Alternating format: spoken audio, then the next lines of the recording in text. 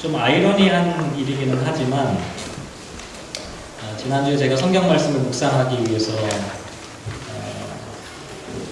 누구의 이야기를 많이 생각했냐면 어느 스님의 이야기를 많이 생각했습니다. 한국에서는 꽤 알려져 있는 법륜이라고 하는 스님인데요. 이분이 참 재밌어요. 한번 들어보시면 쏙 빠지실 것 같아요. 그래서 들어보시라고 권면을 차마 못 해드리겠는데, 이분이 2011년에 어떤 강연회를 하게 되었는데, 그 강연회에 어떤 학생이 참여를 했어요. 그 학생이 이 스님에게 질문을 하는 장면이 있는데요. 이렇게 질문했어요. 저는 고등학교에서 기숙사 생활을 하고 있습니다. 저희 집안은 술과 악연이 많아서 부모님 두 분 다 술 때문에 일찍 돌아가셨어요. 가까이에 있는 사람들의 죽음을 보면서 어린 나이에 죽으면 어떻게 될까라는 생각을 참 많이 했었고, 그 해답을 신앙에서 찾았어요. 주위에 교회 다니는 분도 없었지만 해답을 찾기 위해 초등학교 2학년 때부터 제 발로 교회를 다녔어요. 주일학교에서 공부를 하면서 교회 다니면 천국 가고 안 다니면 지옥 간다는 목사님 말씀을 철석같이 믿어왔습니다. 제가 다니는 교회는 엄청 보수적인 복음주의 교회였거든요.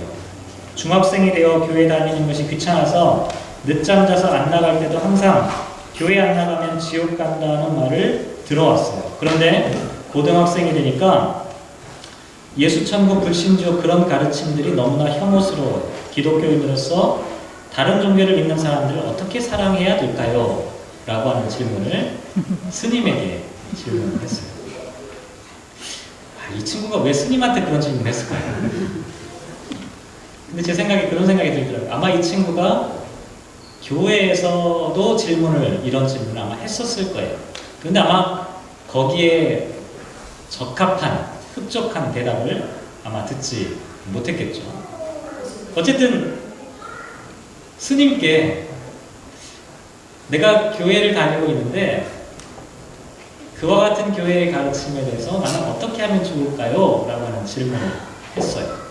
근데 이 스님의 대답이 걸작이에요. 이 스님이 좀 길지만 제가 이 스님의 대답을 좀 말씀드리면 이렇게 이야기를 했어요.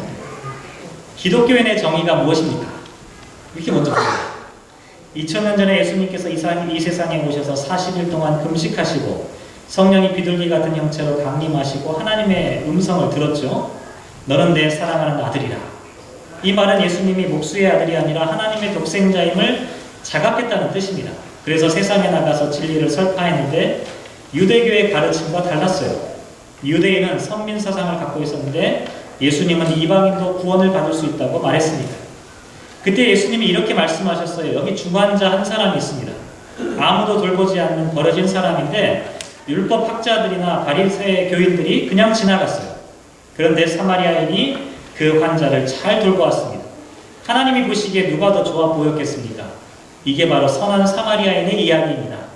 또 마태복음 25장 최후의 심판 이야기를 보면 양떼와 이리떼를 나누면서 너희들은 지옥 간다고 하니까 왜 우리가 지옥 가야 합니까? 이렇게 얘기하니까 예수님이 내가 굶주렸을 때 먹을 것을 주지 않았고 헐벗었을 때 입을 것을 주지 않았기 때문이다.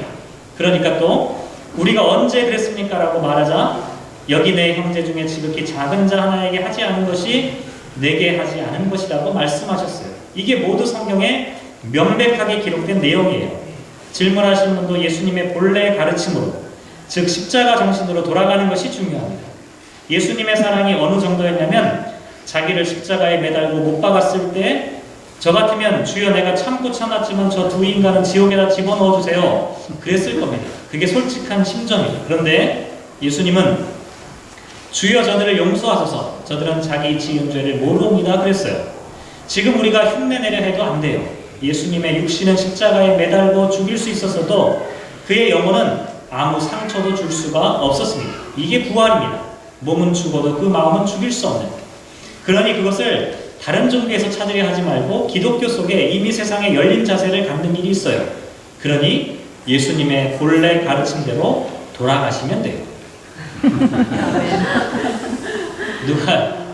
누가 얘기했냐면 어떤 목사님이 얘기한 게 아니라 스님이 얘기를 하셨어요.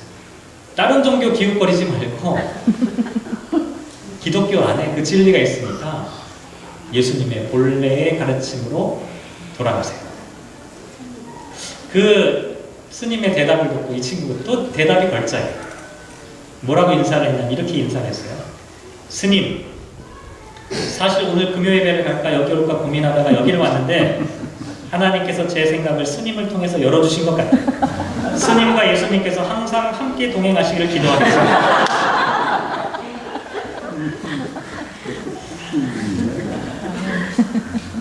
참 많은 생각을 하게 됩니다. 스님이 그리스도인들, 기독교인들을 향해 예수님의 정신으로 돌아가십시오. 그 얘기는 무슨 얘기입니까? 우리가 예수님의 정신에서부터 멀리 떠나 있다는 것을 이야기하는 것이죠. 오늘 말씀을 함께 묵상하면서 우리가 예수님의 본래 그 가르침으로 다시 돌아가는 그 말씀들을 한번 다시 생각해 봤으면 좋겠습니다. 혹시 누가 통역하실 수 있는 분이 계시면 우리 란장로님, 샌디 목사님 통역을 도와주시면 좋을 것 같네요. 오늘 또 이럴 때 하필 자막이 준비가 안 돼 있어서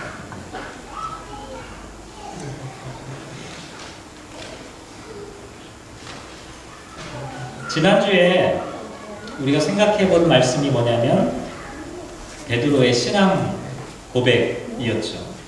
베드로가 뭐라고 고백했습니까?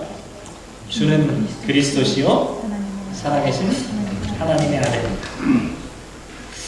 그 기가 막힌 대답을 듣고 예수님께서 베드로를 칭찬하셨죠. 뭐라고 칭찬하셨는지 다시 한번 기억해보고 17절 다시 한번 읽어볼까요? 시작.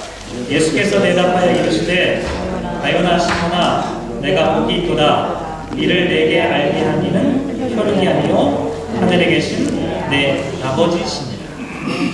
지난주에 말씀드렸습니다. 바요나는 뭐였어요? 요한의 아들 시몬아. 이것을 너에게 알게 하신 분은 혈육이 아니라 하나님이시다. 무슨 얘기냐면 베드로라고 하는 이 혈통적인 모습으로는 이런 대답을 할 수가 없다는 거예요. 이렇게 기가 막힌 대답을 베드로가 학문적으로, 경험적으로, 지식적으로 쌓아서 이런 대답을 할 수가 없다는 거예요. 이런 대답은 하늘에 계신 하나님의 인도하심이 있었기 때문에 이와 같은 기가 막힌 대답을 할 수 있었다는 거죠. 정말 그래요. 신앙 고백은요, 우리의 지성으로, 우리의 감성으로 하는 게 아니라 하나님이 주시는 은혜로 하는 것이 맞습니다. 진짜 신앙 고백은 하늘로부터 내려오는 것이에요. 어쨌든 이것을 말씀하시면서 넌 진짜 복 있는 사람이다 라고 말씀하셨어요. 이렇게 신앙 고백하는 게 복이라는 거예요. 간절히 바라기는 저와 여러분도 이렇게 기가 막힌 신앙 고백을 하늘로부터 오는 은혜를 통해 고백할 수 있었으면 참 좋겠습니다. 이게 예수님께서 처음 칭찬하신 내용이었고, 그 다음에 또 이렇게 칭찬하셨죠. 18절 말씀 같이 읽어볼게요. 시작. 또 내가 내게 이르노니 너는 베드로라. 내가 이 반석 위에 내 교회를 세우리니 음부의 권세가 이기지 못하리라. 지난주에 이미 다 말씀드렸습니다. 여기 나와 있는 이 베드로 그리고 반석이라고 하는 단어가 남성형 명사와 여성형 명사로 구별되어 있다. 그래서 로마 가톨릭에서 이야기하는 것과 같이 베드로라고 하는 한 사람의 위에 교회를 세운다라고 하는 말씀이 아니라 베드로가 조금 전에 고백했던 그 신앙 고백의 위에 그것을 반석으로 삼아 하나님의 교회를 세우신다라고 하는 그런 의미라고 말씀을 드렸어요. 얼마나 영광스러운 일일까요? 저와 여러분의 신앙 고백 위에 하나님의 교회가 세워진다면 베드로가 그 이야기를 들었을 때 얼마나 감격적이었을까요? 예수님께서 정말 극찬을 하신 거예요. 그 다음에 세 번째로 19절 말씀. 자, 19절입니다. 시작. 내가 천국 열쇠를 내게 주리니 내가 땅에서 무엇이든지 매면 하늘에서도 매일 것이고 내가 땅에서 무엇이든지 풀면 하늘에서도 풀리리라. 아마 세 번째 칭찬을 제일 좋아하실 것 같아요. 아멘. 천국 열쇠. 천국 열쇠를 주셔서 땅에서 풀리면 하늘에서도 풀리고 땅에서 매이면 하늘에서도 매이는. 자, 그런 의미에서 저와 여러분이 대단히 중요해요. 저와 여러분이 이 땅에서 무엇인가를 매이면 하늘에서도 매일 수밖에 없다는 사실. 저와 여러분이 이 땅 가운데서 풀리지 않는 수수께끼를 여전히 갖고 있으면 그것은 하늘에서도 여전히 풀리지 않는 것으로 남아있다는 거예요. 얼마나 엄청난 일인지 몰라요.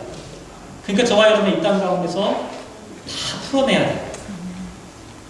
이 세상 가운데서 우리 가운데, 우리 마음 가운데 하나님이 주신 은혜와 평강으로 이 세상에 있는 모든 것들을 다 온전히 회복하고 구원하지 않으면 우리는 저 하늘 아래에서도 여전히 묶여있는 삶을 살아갈 수밖에 없다. 어쨌든 예수님께서 이 베드로의 신앙 고백을 탁 들으시고 엄청난 칭찬을 이렇게 하셨어요.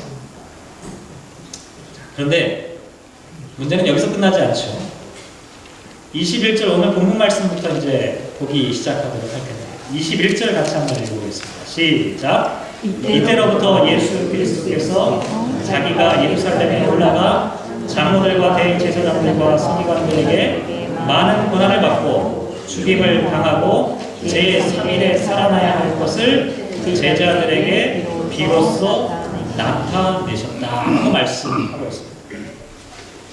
이때로부터 예수님께서 십자가의 고난과 죽음에 대해서 말씀하기 시작하셨다. 이때는 바로 베드로가 신앙을 고백했던 순간부터였죠. 왜 하필이면 예수님께서 지금까지는 말씀하지 않으셨던 십자가의 고난과 십자가의 순환에 대한 이야기를 베드로가 신앙을 고백하자마자 비로소 이때부터 말씀하기 시작하셨습니다. 정확하게 나와 있지는 않지만 이런 거 아닐까요? 그래, 이 정도로 신앙을 고백할 수 있다면 예수님의 순환에 대한 이야기를 이제 이야기해도 되겠구나. 예수님이 이렇게 생각하지 않으셨을까요? 예수님에 대해서 이렇게 알고 있다면 주는 그리스도시요 살아계신 하나님의 아들이라고 하는 이 분명한 신앙의 고백을 갖고 있다면 이제는 베드로에게, 이제는 살아가는 제자들에게 예수님이 앞으로 걸어가셔야 될 길이 어떤 길인지를 말씀하셔도 되겠다. 이런 생각을 하셨을지 모르겠습니다. 자, 그런데 그 이야기를 듣고 베드로가 어떤 반응을 보였냐면 22절 말씀입니다. 같이 읽겠습니다. 시작. 베드로가 예수를 붙들고 항변하여 이르되 주여 그리 마옵소서 이 일이 결코 주께 미치지 아니하니라. 제가 예전에 이 부분 갖고 설교한 기억이 나는데 한번 다 설명을 드렸던 기억이 나요. 예수님을 붙들고 항변한다. 이 붙든다라고 하는 것은 우리말로 하면 그냥 멱살을 잡는 거예요. 예수님의 멱살을 잡은 제자가 베드로예요. 실제예요. 베드로가 예수님의 멱살을 붙잡았어요. 그러면서 흔들면서 뭐라고 말했냐면 항변했어요. 이 항변이란 말이요, 이 번역이 잘못됐어요. 정확하게 번역하면 뭐라고 얘기할 수 있냐면 꼬집는 거예요. 베드로가 예수님의 멱살을 막 붙잡고 막 흔들면서 정신 차려 이렇게 꾸짖은 거예요. 예수님을 혼낸 거예요. 우리는 좀 잘 상상이 안 가지만 어쨌든 그래요. 그러면서 이 일이 결코 주께 미치지 아니하리라. 이런 일은 절대로 있을 수 없어. 우리 속담으로 얘기한 거예요. 이런 일이 일어나면 내 손에 장을 치잖아요. 베드로가 이렇게 얘기하는 거예요. 한번 머릿속에 상상해보세요. 멱살을 붙잡고 막 흔들면서 막 혼내. 예수 너 이러면 안 돼? 이런 일은 절대로 없을 거야. 이렇게 말했다는 거예요. 그 이야기를 듣고 예수님께서 어떻게 하셨을까요? 23절이죠. 23절 시작. 예수께서 돌이키시며 베드로에게 이르시되 사탄아 내 뒤로 물러가라. 너는 나를 넘어지게 하는 자로다. 내가 하나님의 일을 생각하지 아니하고 도리어 사람의 일을 생각하는도다. 예수님께서 첫 번째로 어떤 반응을 보이셨냐면 돌이키셨다 이렇게 나와 있어요. 이 돌이키셨다는 말은 정확하게 말씀드리면 어떤 내용이냐면 외면하고 등을 돌리는 것을 이야기해요. 베드로가 신앙을 고백할 때만 해도 뭐라고 예수님께서 말씀하셨냐면, 야, 너는 진짜 복된 사람이다. 너는 진짜 교회의 반석이다. 너는 천국 열쇠를 갖고 있는 사람이다. 이렇게 극찬하셨는데 이제는 예수님께서 등을 돌리셨어요. 외면하셨어요. 저는 이 말씀 묵상하면서 그런 생각했어요. 근데 베드로가 정말 잘못했을까요? 저와 여러분이 만약에 그 자리에 계셨더라면 뭐라고 대답했을까요? 예수님께서 내가 이제 곧 십자가의 죽음의 길로 걸어간다라고 말씀하실 때 저와 여러분이 만약에 그 자리에 있었더라면, 아유, 예수님 정말 잘 결정하셨어요. 좀 힘드시겠지만 참으세요. 그게 예수님 가셔야 될 길이 아닙니까? 이렇게 말씀할 사람이 세상에 있을까요? 아마 제가 그냥 상상해 본 건데 이 세상에 있는 모든 사람들은 베드로와 똑같이 했을 것 같아요. 아니, 베드로보다 더 하면 더 했지 덜 하지는 않았을 것 같아요. 근데 예수님은 베드로의 이 이야기를 듣고 외면하셨어요. 그리고 등을 돌리셨어요. 멱살을 잡으니 기분 나빠서 그랬을까요?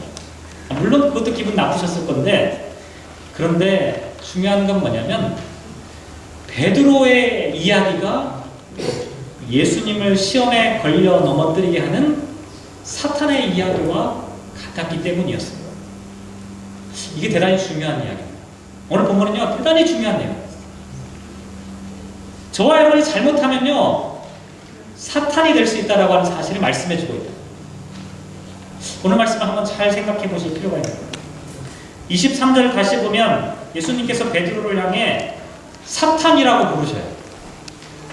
근데 좀 더 정확하게 이 본문을 좀 분석해 보면 예수님이 베드로를 사탄이라고 지명하셔서 제거하려고 하셨던 것은 아니었어요. 이 조금 달라요. 예수님께서 사탄아 내 뒤로 물러가라 라고 말씀하셨잖아요.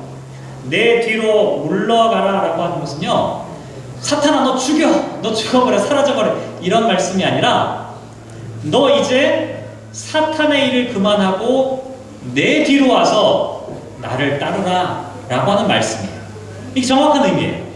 사탄아 내 뒤로 물러가라 라고 말씀하신 그 의미는 예수님께서 베드로를 사탄이라고 지칭하셨다기보다는 지금 베드로가 사탄의 꼬임에 넘어가거나 사탄적 기능을 하고 있기 때문에 그 사탄적 기능을 하지 말고 내 뒤로 와서 나를 이제 제대로 따라라, 이렇게 말씀하고 있다는 거죠. 그러면 여기서 사탄적 기능이 뭐냐 라고 하는 것을 생각해 봐야 돼요. 제가 예전에 한번 말씀드렸어요. 이 두 가지는 잘 기억하시면 좋겠는데요. 성경에서 사탄이 있고요, 마귀가 있어요. 사탄의 기능과 마귀의 기능은 조금 달라요. 마귀는 어떤 기능을 하냐면, 기능이라고 하는 건 조금 이상한데, 마귀의 가장 중요한 기능은 뭐냐면 이간질이에요. 제가 늘 말씀드리지만 이 귀신이나 마귀나 사탄 이렇게 하면 우리가 다 머리 풀어 헤치고 이게 동양적인 이런 생각을 많이 하시는데 절대로 그렇지 않아요. 성경에서 말하는 마귀는, 그리고 마귀적인 기능은 뭐냐면 이간질 할 때마다 나타나는 현상들이에요. 사람과 사람 사이를 갈라놓고 하나님과 인간 사이를 갈라놓는 그 순간에는 다 마귀가 작동하는 거예요. 그리고 그와 같은 역할을 수행하는 사람들이 전부 다 마귀적 기능을 감당하는 사람들이 되는 거예요. 그러니까 저와 여러분도 마귀적 기능을 감당할 때가 있다는 거예요. 하나님과 인간 사이를 갈라놓을 때 그래요. 사람과 사이에 틈을 벌어놓을 때 우리는 마귀적 기능을 하게 되는 거예요. 그럴 때 성경은 마귀라고 하는 단어를 사용하고 있고요. 사탄이라고 하는 단어는요, 좀 그거와는 강조점이 달라요. 사탄이라고 하는 이 단어는 고발한다라고 하는 것이 중요한 기능으로 되어 있어요. 참소하는 자, 대적하는 자라고 하는 의미를 갖고 있어요. 사탄은 어떤 기능을 하냐면 저와 여러분을 향해서 참소하는 기능을 해요. 그래서 저와 여러분이 잘못하면 사탄의 역할을 할 수가 있는데, 언제냐면 다른 사람을 참소할 때 우리는 사탄의 기능을 하게 되는 거예요. 이게 참 중요한 일이에요. 우리도 모르게 우리가 사탄적 역할을 하게 되는 거예요. 지금 그러면 베드로가 왜 사탄적 기능을 하고 있느냐? 예수님이 왜 베드로를 향해서 너는 사탄이다, 사탄적 기능을 하고 있다라고 말씀하셨느냐? 그것은 바로 다음에 나와 있는 말과 연관시켜보면 나를 넘어지게 한다라고 하는 말씀과 연결되어 있습니다. 넘어지게 한다라고 하는 말씀은 어떤 의미를 갖고 있냐면 스캔들을 일으킨다라고 하는 의미예요. 이 말씀은 이런 얘기죠. 베드로가 했던 말은 예수님을 스캔들에 걸려 넘어지게 하고, 스캔들에 걸려 넘어진 예수님을 어떻게 해요? 그 다음에는 참소하기 위해서. 이게 바로 사탄적 역할이라는 거예요. 사탄은 기회를 엿보고 있는 거예요. 어떤 사람이 걸려 넘어지는 것을 기다리고 있다가 걸려 넘어지는 순간에 그 사람을 참소하는 겁니다. 그 사람을 고발하는 거예요. 이게 사탄적 기능의 중요한 모습이라고 하는 것이죠. 그런데 또 생각해보죠. 그러면 도대체 예수님을 향해서 베드로가 했던 이 말이, 그렇게 하면 안 됩니다라고 했던 이 말이 왜 예수님을 걸려 넘어지게 하고 스캔들에 빠지게 하고 또 그걸 빌미로 예수님을 고발하고자 하는 이 사탄적 기능의 이야기가 되었었던 것일까? 제가 지난 여름 방학부터 이제 가을 학기에 이제 성경 공부를 뭘 할까 이제 고민하면서 준비하고 있는 과목이 크게 두 가지 과목이 있는데, 하나는 지난번 성경 공부 끝나고 난 다음에 공부하고 싶은 게 뭡니까? 다들 요한계시록을 공부하고 싶어. 제일 싫은데 저는 솔직히. 그래서 어쩔 수 없이 그러면 요한계시록 공부를 준비해야겠다. 그래서 하나 공부하고 있는 게 요한계시록 공부이고요. 또 하나는 제가 중세시대에 대한 이 종교개혁 운동에 대한 공부를 좀 해봐야겠다. 그런 생각을 좀 하고 있었어요. 그래서 지금 두 가지 공부를 하고 있는 중인데, 종교개혁에 관련된 역사를 쭉 이런저런 자료를 찾아보면서 공부하는데 하나 깨달은, 중요한 깨달음이 저에게 있었어요. 그 뭐냐면 교회가 부패하고 타락하는 원리가 보이더라고요. 언제 교회가 부패하고 타락하는지 역사적인 원리가 나타나더라고요. 교회가 지하묘지인 카타콤에서 신앙 공동체를 시작할 때는 부패와 또 타락과는 거리가 멀었어요. 그런데 교회가 로마의 국교가 되고 공인되고 또 많은 사람들의 힘을 받기 시작하면서 교회가 타락하기 시작했어요. 교회가 박해받을 때는 부패와 타락의 문제가 없었는데, 교회가 인정받고 존경받고 어떤 위치를 차지하는 순간 부패와 타락이 쫓아오기 시작했다는 거죠. 그래서 교회 안에서 또 어떤 일이 벌어지게 되냐면, 이래서는 안 되겠다 해서 어떤 운동이 벌어져요. 그게 뭐냐면 수도원 운동이 시작돼요. 그래, 우리 정말 이렇게 살면 안 되지. 제대로 신앙생활 해야지. 경건과 절제와 순결과 순종을 강조하는 수도원이 시작이 됐어요. 그런데 역사를 찾아보니까 또 이렇게 되더라고요. 수도원이 땅을 갖기 시작했어요. 수도원이 부자가 되기 시작한 거예요. 그렇게 되면서 부패와 타락의 온상이 되기 시작했어요. 나중에 또 이런 일이 벌어져요. 수도원이 처음에는 청빈과 정결하고 신앙의 어떤 이 정수를 지켜내기 위한 운동으로 시작했는데 나중에 타락해버리니까 이렇게 해서는 안 되겠다. 또 어떤 운동이 시작되냐면, 그래, 땅을 갖지 말고 우리 국어라는 수도사로 살자. 그래서 국어라는 수도사라고 하는 의미에서 탁발 수도사라고 하는 사람들이 등장하기 시작해요. 이와 같은 탁발 수도사들이 걸식하면서 구걸하면서 다니면서 수도 생활을 하는 그런 운동을 벌이게 되었어요. 여러 종류의 사람들이 있었는데 프란체스코 수도회라든지 도미니크 수도회라든지 아니면 어거스틴 수도회라든지 이런 여러 가지 수도원들이 이런 운동들을 새로 일으키기 시작했어요. 그 중에 하나가 어거스틴 수도회인데요.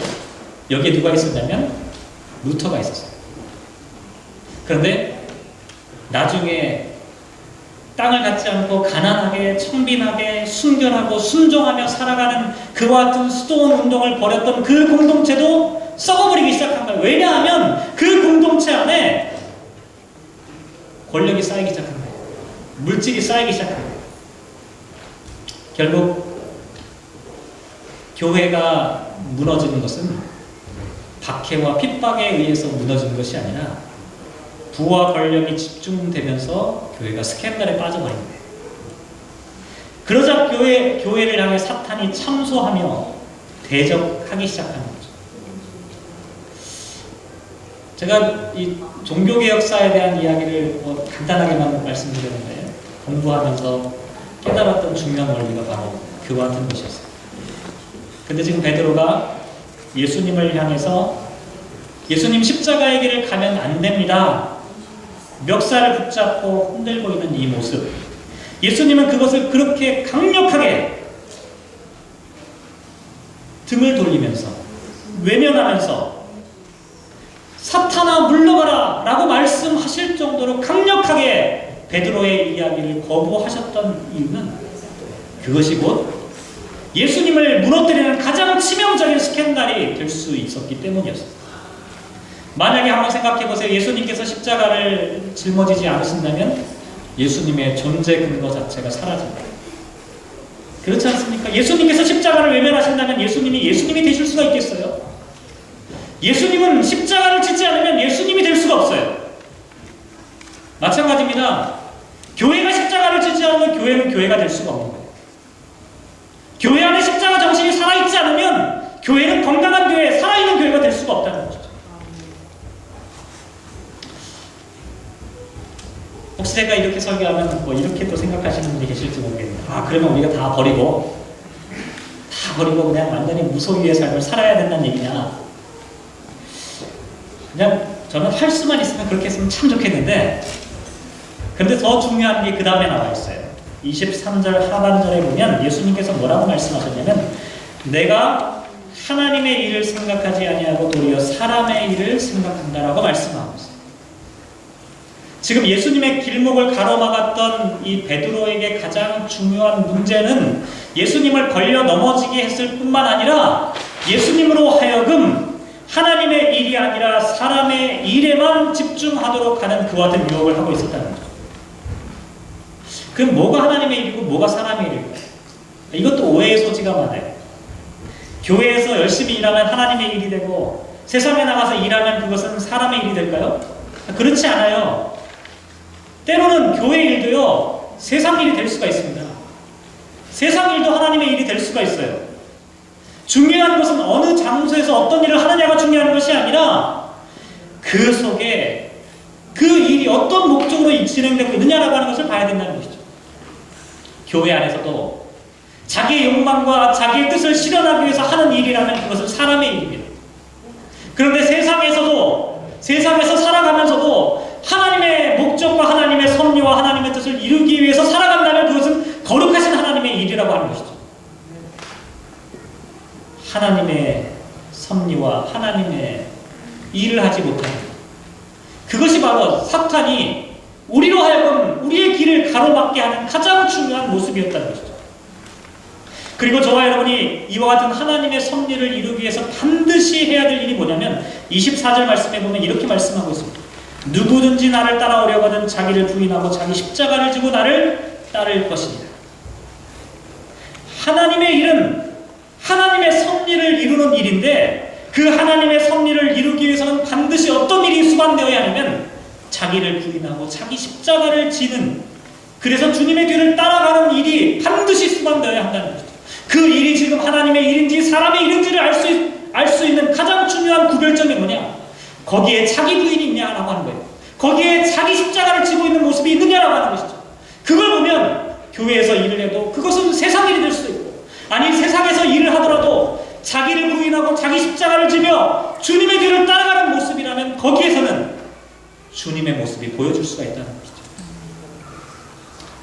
오늘 주보 로뎀 나무 안에도 그 글을 인용해 놨는데, 오카노 목사님의 글을 똑같은 장소에서 사용되었던 그 글인데요. 그 글을 한번 읽어드렸으면 좋겠어요.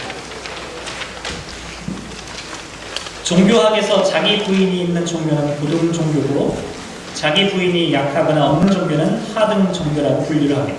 힌두교는 고등 종교에 속합니다. 왜냐하면 돌을 깨치기 위해서 엄청난 자기 부인의 고행을 하기 때문입니다.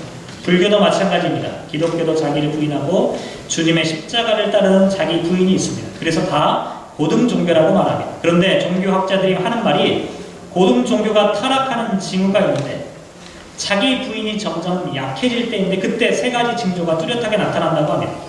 첫째로는 성직자의 수가 많아지는 것인데 우리는 신학교가 번창하는 것 가지고 큰 대단한 붐이 오는 걸로 착각을 하는데 사실은 성직자 수가 많아지고 신학교를 지원하는 사람들이 많아지는 이유가 뭐냐면 교회에 자기 부인이 그만큼 약화되었기 때문입니다. 성직자를 하는 것이 먹고 살기 좋다는 것이죠.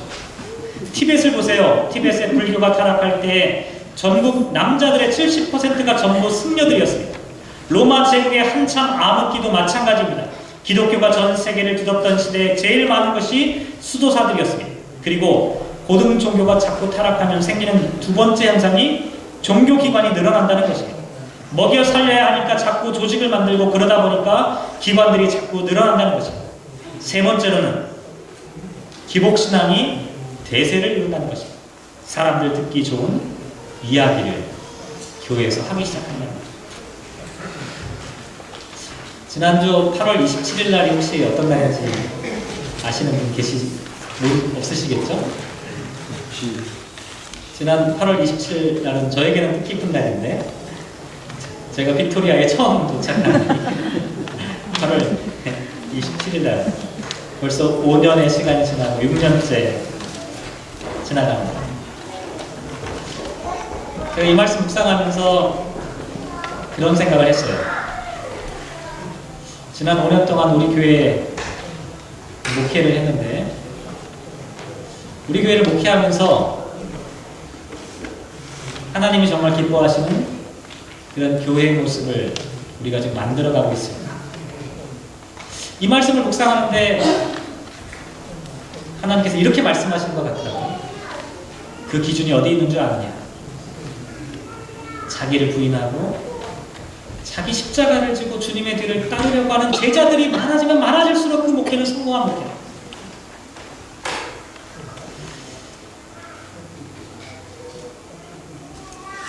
베드로가 참 온전한 신앙 고백을 했습니다. 더 이상 덧붙일 것 없는 완벽한 신앙의 고백을 했죠. 그런데 신앙의 고백만으로는 충분하지 않습니다. 신앙 고백을 했던 베드로도 사탄적 기능을 할 수 있기 때문입니다. 신앙 고백을 아무리 잘한다고 해도 주님의 길을 가로막는 사람이 될 수가 있습니다. 신앙 고백을 한 후에 우리는 자기를 부인하고 그 신앙 고백에 합당하게 자기 십자가를 지고 주님의 뒤를 따르지 않으면 안 됩니다.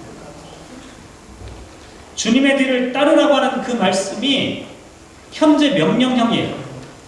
한 번 따르고 끝나는 것이 아니라 반복적으로 계속해서 끊임없이 일평생 동안 따라야 한다는 것을 우리에게 말씀하고 있다는 거죠.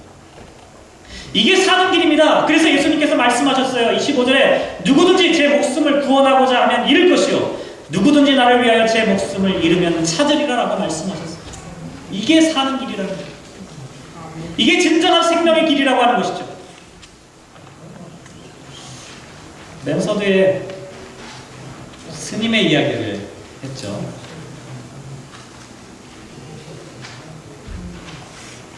스님이 그렇게 말씀하셨죠. 예수님의 본래의 가르침으로 돌아갑니다. 우리가 돌아가야 될 예수님의 본래의 가르침은 과연 무엇일까요? 우리는 예수님의 본래 가르침으로부터 얼마나 멀리 떨어져 있는 것일까요? 혹시 저와 여러분이 그 스캔들에 걸려있는 것은 아닐까요? 이 땅에 있는 교회들이 십자가의 길을 가로막고 있는 그와 같은 모습 혹시 아닐까요? 혹시 우리가 사탄적 기능을 하고 있는 그리스도인들은 아닐까요? 오늘 이 말씀을 묵상하며 한번 다시 한번 돌아봤으면 좋겠습니다.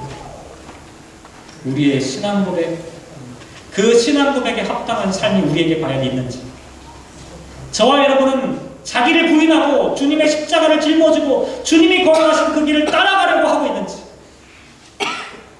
간절히 바라기는 이 자리에 있는 모든 여러분들께서 주님의 길을 함께 걸어가는 주님의 참된 제자가 되셨으면 참 좋겠습니다. 기도하겠습니다.